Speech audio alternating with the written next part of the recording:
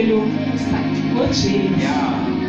Ukulahlwa kuka-Israyeli eniglecta noma rejecta uJesu kuthina kwaba yigugu ngoba nathi sasifile safumana ukuphila.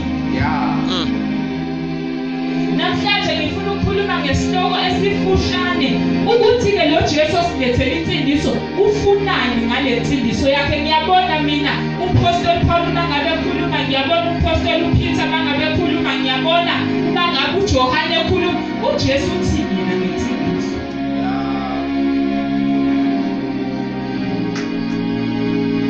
Ufuna uJesu ukuthi insindiso siyenze kanjani thina kabezizwe.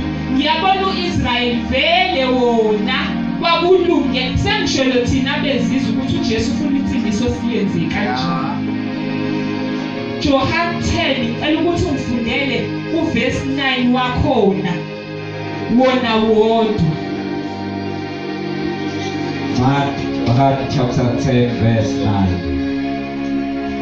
Mina ngiyisango, uma umuntu engena ngami uyakusindiswa, angene aphume afumane indlela. Kwani uJesu into afuna siyenze ukuya emsindisweni ngaye. Ngiyazi mina ukuthi sinayo ushembe uNkulunkulu wabantu abamnyama, kodwa akakwazi ukusisa emsindisweni. Na uthi uJesu mina ngiyisa. Uyisa ngenyaphi na Jesu? Eliya kuNkulunkulu. Umuntu uyangena kuleli sango aphumele afumane. Uthi ugushe ehlabelela la uthi ngafunyana. Siyangena kuNkulunkulu singene ngobani? ngoKristu. Ngoba asikwazi kumane sibe kuNkulunkulu isango lokungena kuNkulunkulu singena. Usethi uJesu abantu bezizwe eningafanelwe insindiso nansi indlela yokungena. Mina Jesu ngiyisa. Uthi ongena yaphumele wenze njani? Ngifundele igama lokugcina futhi uthi obani? Uyasindisa. Uma ngabe sifuna ukuya kuJesu bazali, siya kuNkulunkulu, siya ngesango elinguJesu. Na uma ngabe incwadi ka-Acts chapter 4 ngesayifunda ngenxa yesikhathi ikhuluma ngale nsindiso ithi ayikho insindiso. Yebo. Ithi futhi alikho elinye igama elinikiwe ebantwini abangenze njani? Abangasindiswa ngayo. Asikwazi ukuthola insindiso ka-Israyeli ngale kukaJesu. Uyisango unikiwe phansi kwamafu kwelanga ukuthi umuntu ofuna ukusindiswa.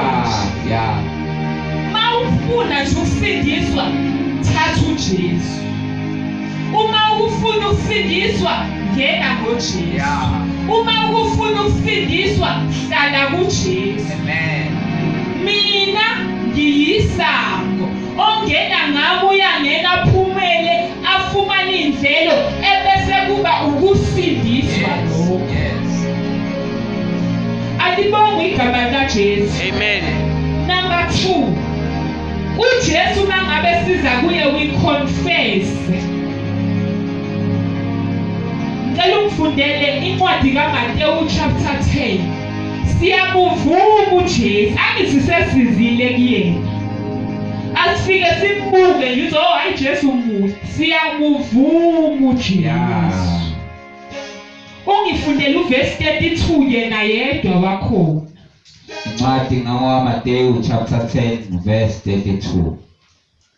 Ngalokho-ke yilo nalowo oyokungivuma phambi kwabantu, nami ngiyakungivuma phambi kukaBaba osezulwini.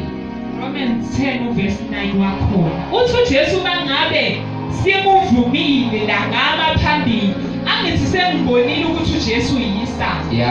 Uma ngabe besengizela phambili phambi kwabo bonke labo ofakazi Yes.